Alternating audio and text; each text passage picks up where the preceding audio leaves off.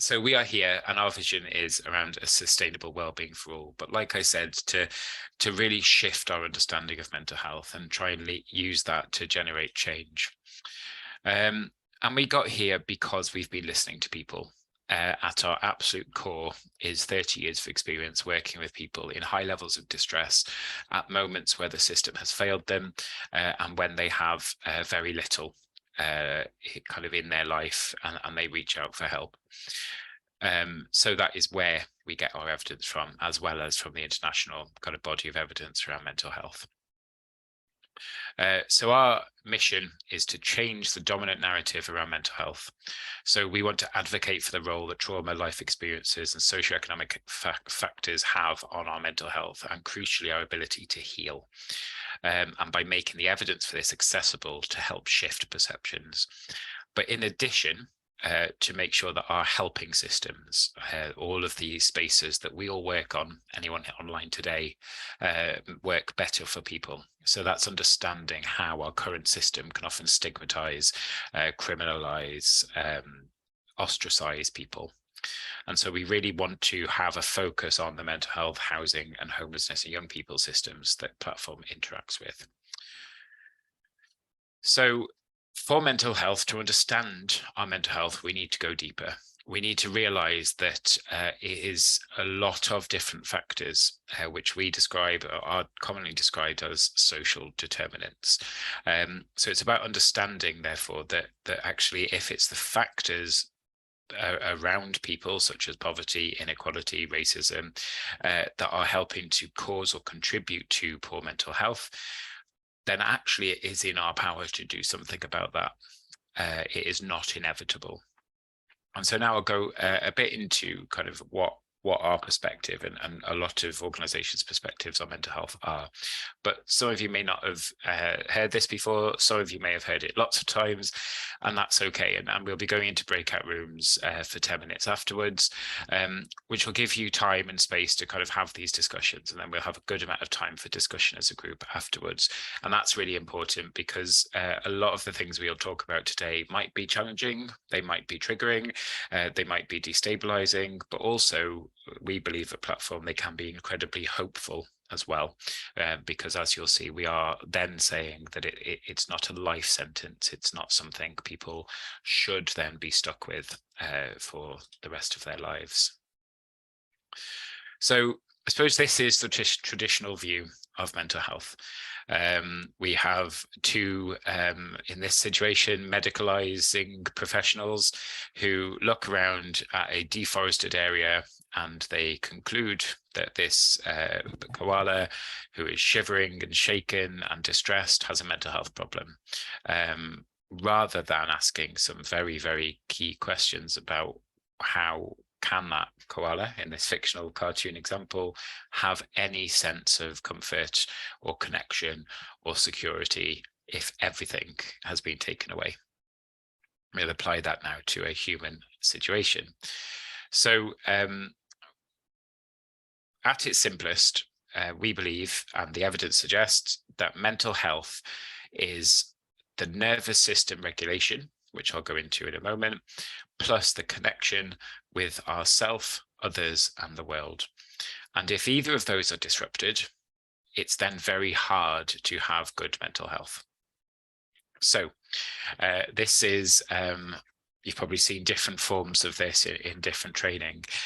This is not the exact description of how the brain works. This is a theory, this is a framework, but it does help us understand it. It helps us make sense of a lot of these feelings that people have. So most of the time, human beings will find themselves generally in the green area, which is you're able to be connected, you're able to talk, you're able to reason. And as you can see from that bottom wiggly line, throughout the day, or throughout a few weeks, we will oscillate between it. So often, the example I would use is I'm quite nervous right now. So I've made a few silly jokes when I started because I was, into a bit of panic and a bit of anxiety. So I was dipping up into that area, but then I was able to remember that I've done this quite a few times and I know how to talk to people and this is going to be okay. So I've been able to get myself back into social engagement space long enough, hopefully, to make a modicum of sense to all of you as I'm talking. Now, the example I've used before in a New System Alliance presentation is if there was a tarantula on my desk crawling towards me right now, I would go straight up. I would go either into freeze, or I would be pushing my chair away and trying to leave my room, or I would be reaching for the biggest blunt object I could find to get rid of the threat. Now, nowhere in that response to that massive tarantula crawling towards me can I think about presenting to my New System Alliance people at this event. My ability to connect to people on this online meeting is completely taken away by my need to survive.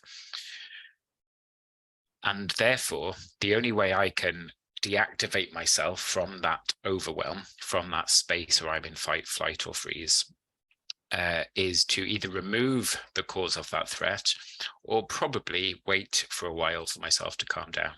I might sit in the garden with my head in my hands and hope I can cope with seeing something that terrifies me, or I might make myself I don't know, have a cigarette, or I might pour myself a drink, or whatever it is people use to try and bring themselves out of that overwhelming state. The challenge is I can come out of that most of the time. But actually there are people who are exposed to an extreme level of fear or threat every single day. And a lot of that time then, that means people can never deactivate. They can never come out of that state of overwhelm. And so if you imagine how overwhelmed I would have felt with that spider crawling towards me, I wouldn't have found it possible. There's absolutely no way I would be able to describe the dorsal vagal system to delegates if there was a tarantula crawling towards me. It's impossible, physically impossible, mentally impossible.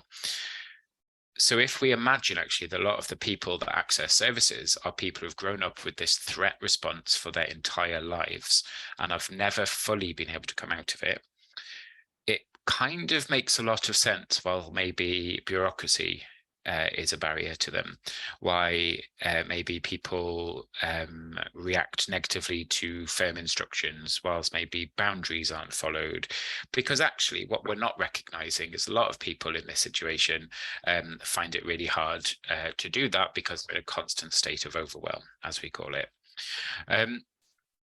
The longer that goes on, and this is the other element that we often try not to think about too much, is then what will contribute to mental health problems. So increasingly the idea, if you can see on freeze, the idea that you'll feel that numbness, disassociation, depression.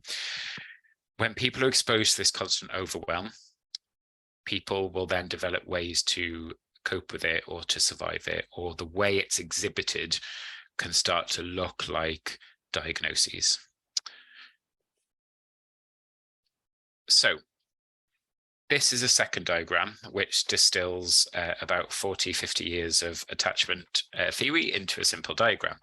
So the first thing is, obviously it's not this simple, but we do use this a lot in Platform to help us understand how attachment can help people organize their feelings and how it can help people deactivate from that overwhelm.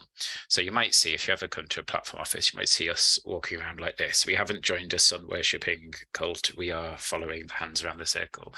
So the idea with this is that any human being needs a secure base. We need somewhere to go out on the circle, out from the circle onto. So we need to let people explore. So, you know, the classic example you can see there of a young person, I want to go out and explore around the garden, I'll climb a tree, but actually something then happens. And so young people will come back to a safe haven. So that safe pair on the hands. And they will then be saying potentially, oh, look, I climbed the tree really well. Or, oh, no, I fell down the tree and I've hurt myself. Actually, I need you to help me, to comfort me, to protect me, or to be proud of me. Or, and this is the crucial one as well, to help me organize my feelings. So, the example that one of my colleagues often uses is, when parents are holding a young baby, a baby can't communicate its needs, but often you'll see parents saying that, oh, there, are you too hot? Are you hungry? Are you tired? We talk to young people and babies all the time. Instinctively, we know that they can't answer back. We know that they probably can't understand what we're saying at certain ages, but actually it's us helping them from an early age organize those feelings. And if that is disrupted, if that attachment becomes disrupted, it's very hard then for people to make sense of this feeling. So if you can imagine you are in that state of overwhelm, but you've never been able to articulate what your feelings are, where they are, what they make you do, then actually it means that you can only ever really stay in that overwhelmed state because you haven't maybe been able to find the language or the understanding or the ability to organize your feelings to help you deactivate. The key thing as well with attachment is that it is not just limited to children. So we often think about attachment as something that babies and young children work on or have or don't have. And of course, that will then help set your attachment style as you're older, but that isn't set in stone. So we can change the way we relate with people. And one of the best ways of avoiding and helping to come out of this overwhelmed state and hopefully address anxiety, depression, panic, worry, anger is exactly this, your connection and relation to others. So on that basis, one of the points we often come to is that this idea from Dr. Stephen Porges, you can only be as regulated as the people you interact with on a daily basis.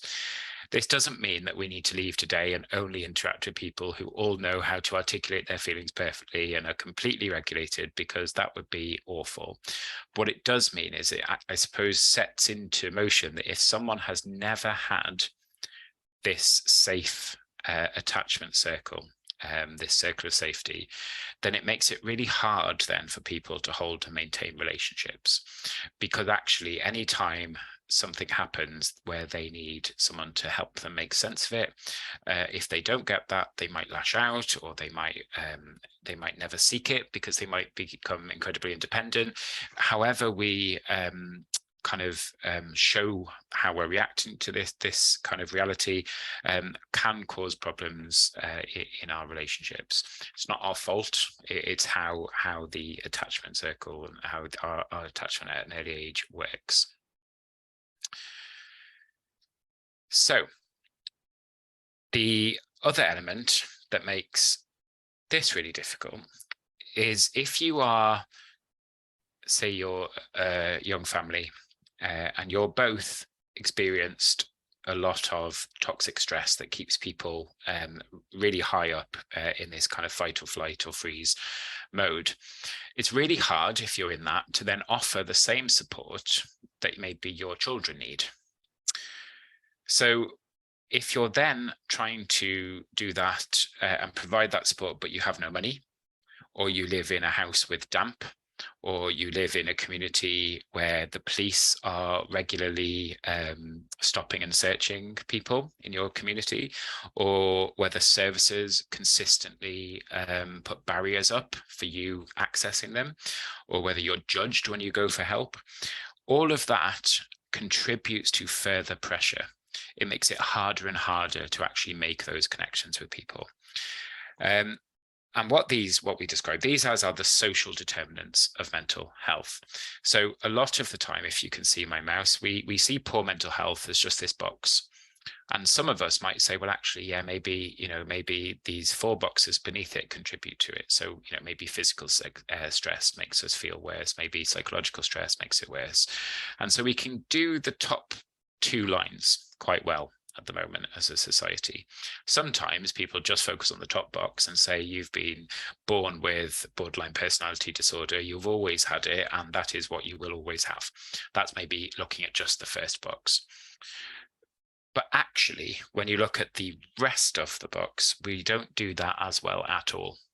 We don't really think about as a mental health system, how does discrimination contribute to and worsen our mental health? How does income inequality worsen our mental health?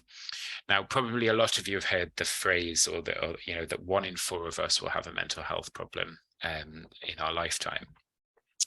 Now, statistically, that is true, but that 1 in 4 is significantly, almost completely concentrated in areas of poverty, or areas of trauma, or areas of discrimination.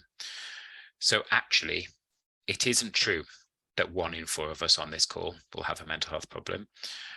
It is true that the vast majority of people in poverty who've experienced trauma and discrimination will experience a mental health problem in some way.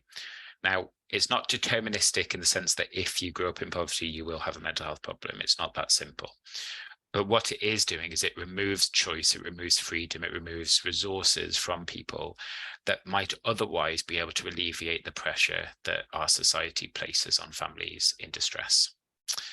And often that unfair opportunity distribution, that's a very difficult phrase to say for me for some reason, is a decision made in 2 ways. One by public policy, and the other by, I suppose, those unspoken social norms, those social norms that we spent years trying to tackle but are still really powerful. And they all contribute, they are the social determinants of mental health. So we'll go into breakout rooms in a second. We'll be asking, how is this feeling? Give you space to reflect, but I'll just move on, push it slightly further. So the other element of this then, if you imagine that the vast majority of mental health problems are concentrated in areas of distress, poverty, inequality, and discrimination, then that stands to reason then that those communities will become much more traumatized themselves. So you have traumatized people in traumatized communities trying to access broken, traumatized system, which is staffed and employed by traumatized people. So what you then have, which is a relatively new concept, but it is growing very rapidly, is the idea of adverse community experiences. Now, these can either be a gathering of individual trauma, as you can see, so enough people in one area experiencing trauma is enough to concentrate trauma within a community, or it can be things that have happened to that community.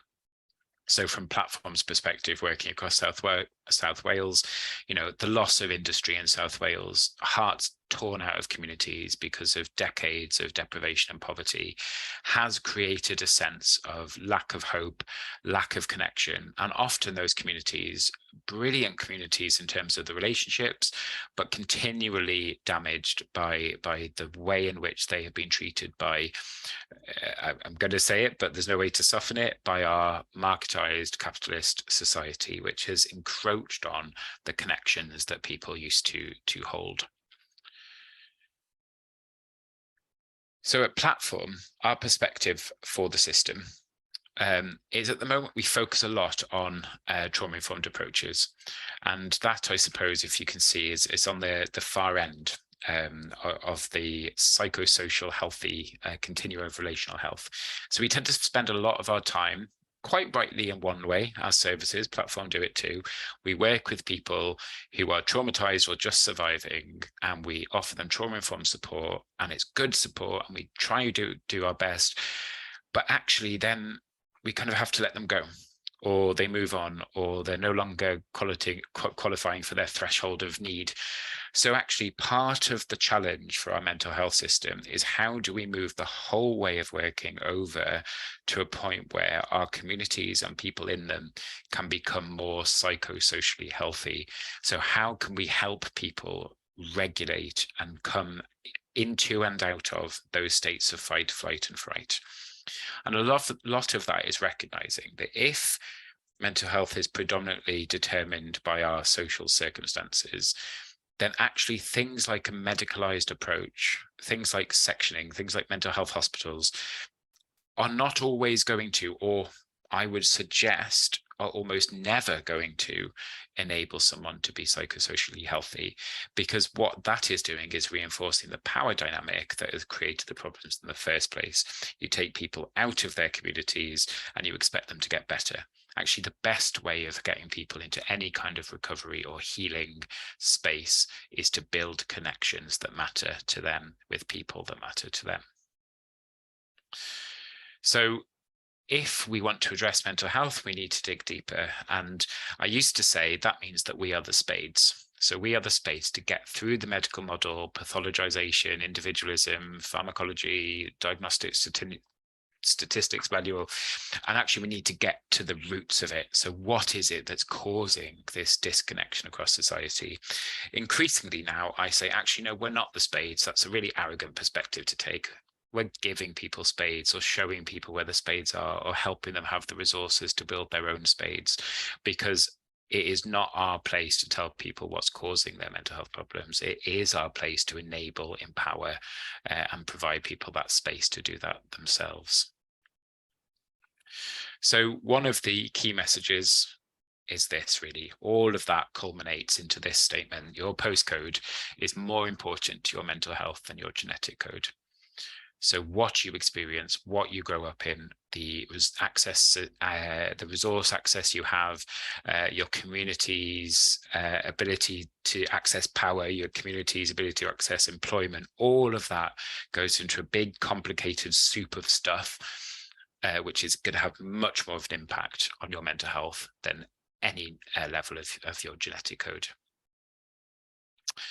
So we want to see then that mental health evolution. And that means moving towards a holistic and social justice approach to mental health.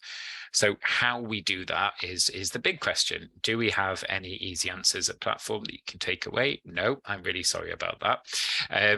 But what we do have is, and again, we'll reflect on this in a second, what we do have, though, is our Platform Manifesto for Change, which I'll just very, very quickly skim through. And the reason I'll only skim through it is because these are just early offerings of ideas. So the way that we've wanted to work within Platform is to build powerful networks of people working on the ground, people working at all levels of the sector across Wales, and then through the New System Alliance, working at all levels of the sector across the UK, to actually say, you know, we're not going to have all the answers. We don't have the answers. We've got a few suggestions, but we think that's quite liberating, because that might be different to what people have heard before. So what you're about to see, there are some clear asks that we have, particularly of Welsh Government in Wales, which might be useful for you to think about in an English or Scottish perspective, or elsewhere, depending on how far you've logged on from. But it's not the only answer. I just need to stress that. So our recommendations were to create, I just need to move my camera so I can get the words right, take a holistic and social justice approach to mental health. So if you take the evidence that mental health is largely socially determined and relationally determined, so determined by our circumstances and determined by the quality of our relationships, then actually we need to take that social justice approach to mental health throughout all government policy. So for example, we wanted to really challenge restrictive and coercive practices across Wales by implementing a framework that already exists, but making this a key feature of the next strategy. We wanted to create a second pathway for people experiencing mental health problems that actually does prioritise those social interventions, the building of good relationships and connections. To really understand communities and help working with communities in a public health approach, but through relational working, because that's really incredibly important that they've got that space to do that. So that's just dipping toes in the water of that. There's so much more we could do, and this is a lifetime of work. And just this week, we were talking about having a 20-year platform approach to building these partnerships that we need to make to get this to happen. But that's just a toe in the water of that. Crucially as well, the third broad ask, I suppose, is that we need to give communities the resources to heal from trauma.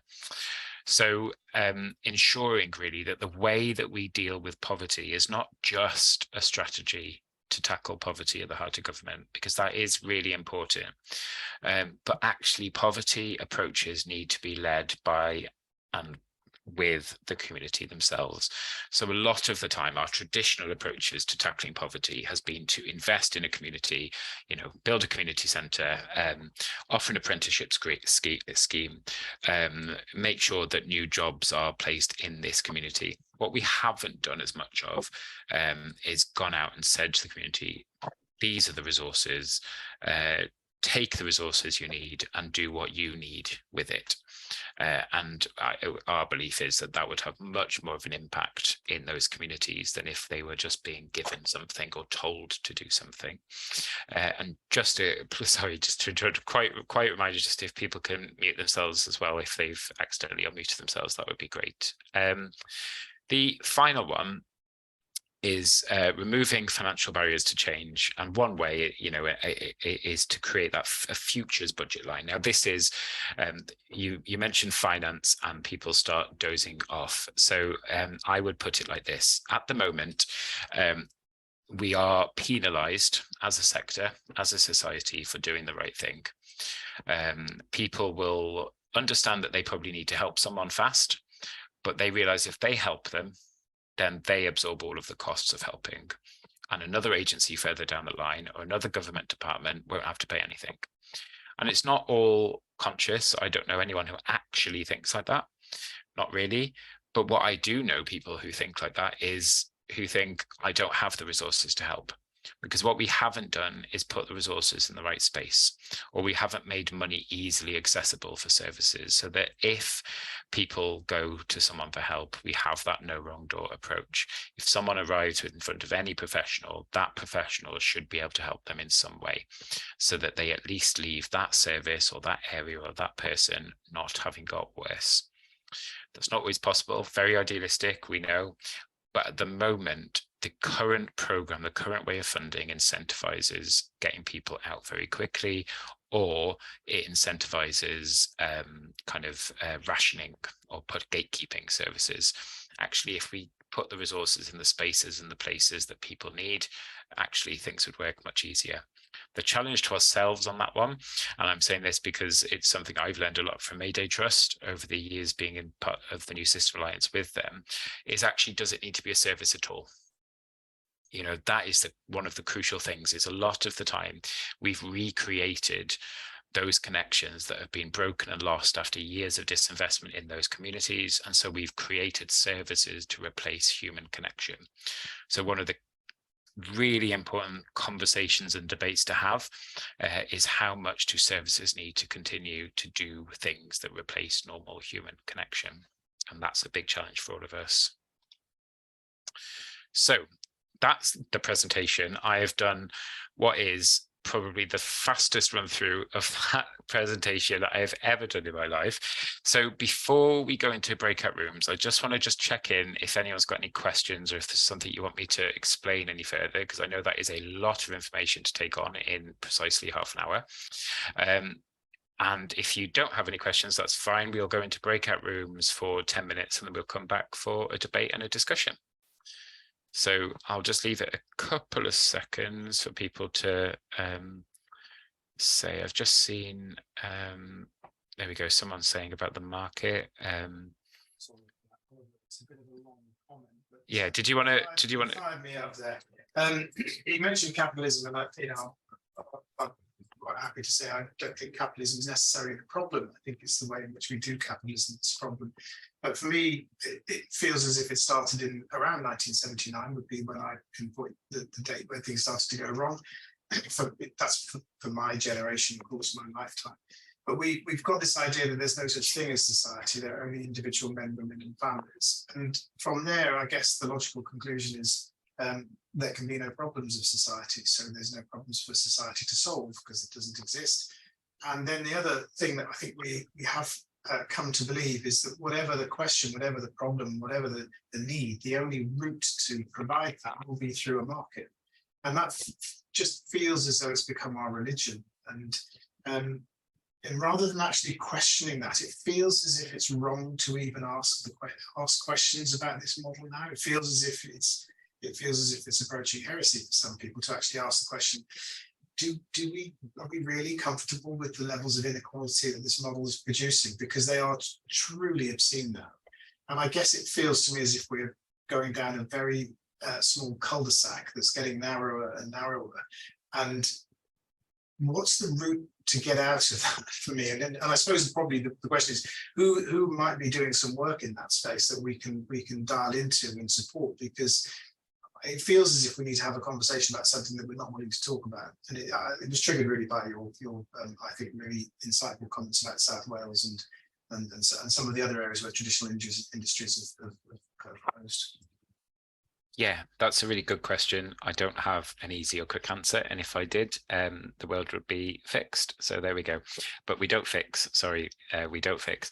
But for me, I think part of it is finding people and organizations that are willing to trust and who have the space to be trusted as well in their systems.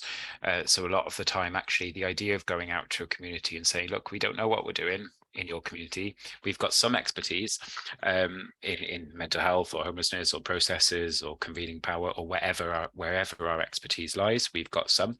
And so we're going to share our expertise and our resources with you, who are the real experts in what your community is like and what your community needs. And we don't really do that, whether it's because we don't, because it's messy, whether it's because we haven't been given the space to do that by commissioners or by funders, whether it's too risky for our own funding, whether it's something more deep-rooted, maybe we like fixing, maybe we do like ourselves as saviors. There's a bit of self-critical challenge we need to make as well. But yeah, that's really challenging. And also sometimes having the language and the frameworks to just be able to have these conversations. So, my mind was blown when I joined Platform, and I learned much more about the social determinants of mental health. Just that simple thing I said, which for me is the example that I always give because it helped me. If 1 in 4 people have a mental health problem and that's spread equally across the population, the odds are it's biological. But if those 1 in 4 are concentrated in particular areas or in particular groups or demographics, then it can't be biological, because otherwise it would be more evenly spread. It's not that simple, but that's the useful way of thinking about it for me. So sometimes changing the framing and changing the narrative does allow you space to do things a bit differently, because actually if mental health, just using mental health as an example, I know there's lots of other sectors, if mental health and our understanding of it is wrong, and it is about connection, and it is about society, and it is about giving people agency and resources, then actually that gives us a really good impetus for change that maybe we haven't had for a few years. Because actually a lot of this is stuff that was assumed and instinctively understood within communities for years. It's only, I suppose, that we've had to reinvent it as professional third sector individuals or beyond, because it's the only way we can operate. But actually lots of people have known this is the way forward for decades, So I think there's a bit of humility that we probably need to have, but also a bit of bravery is where I always come to. But that's a really, really good question. So it doesn't seem like anyone's got major questions about the content, which is always a good place to be. So if we're good to go into breakout rooms for, so sort of 10 minutes. So come back at 12:49 and we'll see you then, and largely just your reflections, any kind of conversations, how it's feeling. To be honest, that's probably the biggest conversation to have, is what feelings and thoughts is it bringing up for you? Because like I said at the start, it's a really challenging conversation to have. It does press on a lot of buttons. A lot of us will have different identities and experiences that we may disagree, and that's okay. So do not feel at all, my final thing before I let you go, do not feel you have to agree. That's absolutely okay not to, and I would encourage it not to, because we'll get a really good discussion from that. So I will not join the groups if that's okay, because I think that will give you more space to be free to share and learn. And yeah, I'll see you now at 12:50. Back, everyone. I know at least one person was cut off in their prime, so apologies.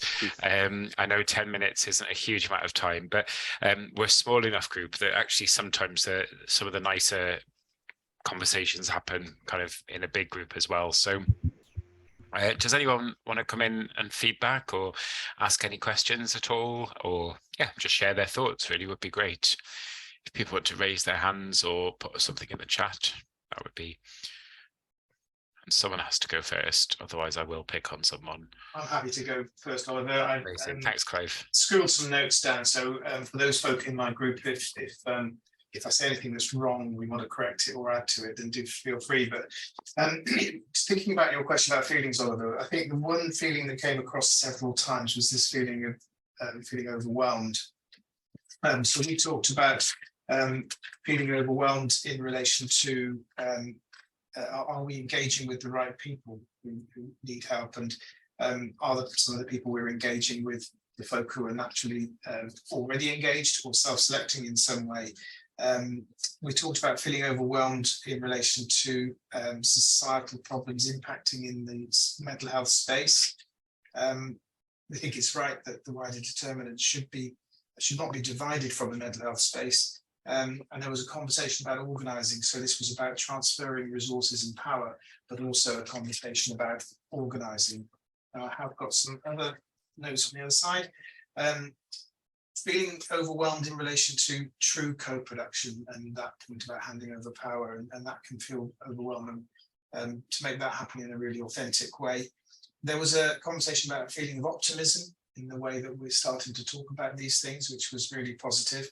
And on a personal level, from me, I guess a feeling of frustration probably does border on anger at the waste of resources that we continue to spend focusing on symptoms and choosing not to focus on root causes.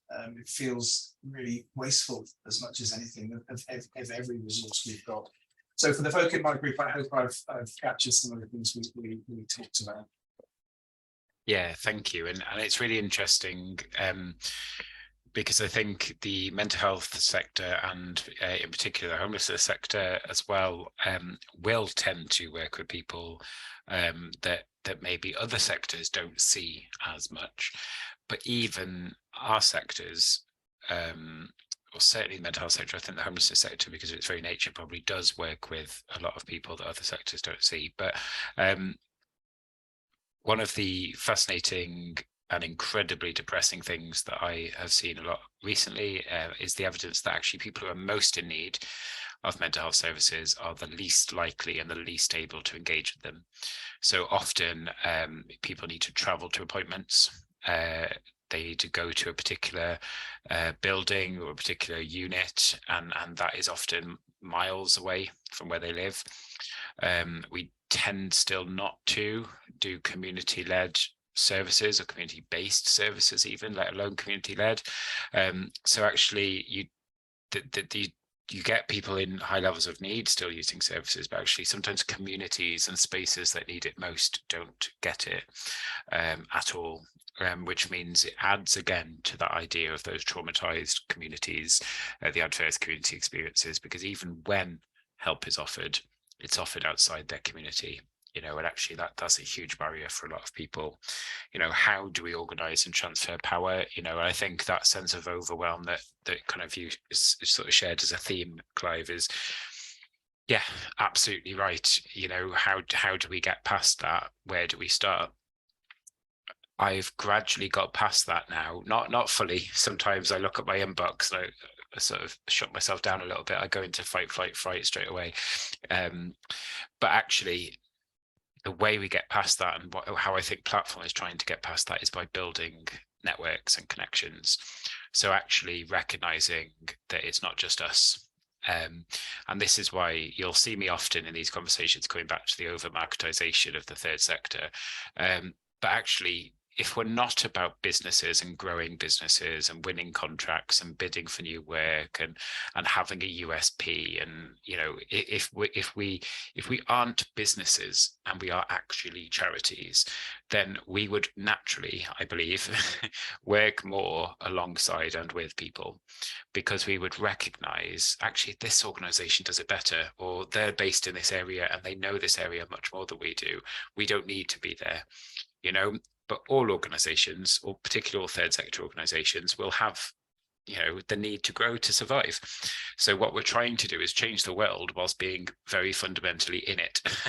So actually, I think this is where some of that self-reflection, self-humility for all of us, platform included, is about actually what do we go for? When do we go for it? Who do we work with? You know, so no wonder we all fully feel overwhelmed, because what we've actually done is taken a group of people who should be working together, and we've fragmented ourselves and put ourselves into competition. And now we're feeling overwhelmed because we can't save the world on our own, but we're not on our own. We are all in this room together. And I think that's what's wonderful about the New System Alliance. And if we can harness the kind of energy that's in the New System Alliance to build these connections together, then I think there is some hope. But if we keep, you know, logging off and going back to our computers and finding a new bid where we can bid against someone, you know, how will we ever beat that overwhelm? I don't know. And that's me, you know, we do it in Platform. You know, we are not perfect. We still do it. Everyone does it. So, you know, that's a big challenge for us, or an equal challenge back to the funders and commissioners as well. You know, what about the system actually creates competition rather than cooperation? So sorry, I've had my rant, which is my regular rant about marketisation of the third sector. But does another group want to feedback as well, or respond to Clive as well?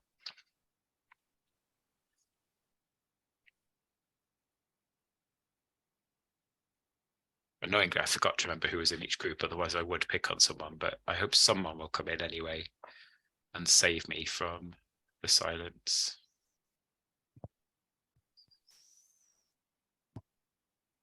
Can I add something? I mean, I was in the same group as Clive, but just in terms of thinking about this conversation and about who we work with, and, you know, how, you know, we work with communities, although obviously we're all part of communities.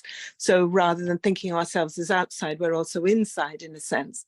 But, you know, one of the things that I've been just reflecting on is quite often when people talk about working with communities, I think one of the issues is, say, for example, with mental health. So obviously there are lots of issues around social determinants that you want to address, which would prevent people from becoming severely or suffering severe distress, and from things like psychosis and whatever. But then when you are in that situation where you are coping and you are trying to care for people that have suffered or are suffering deep distress, and you're looking at, if you like, new models and new ways of working, how do we work with communities in order for them to really know and understand? In a sense, it's about training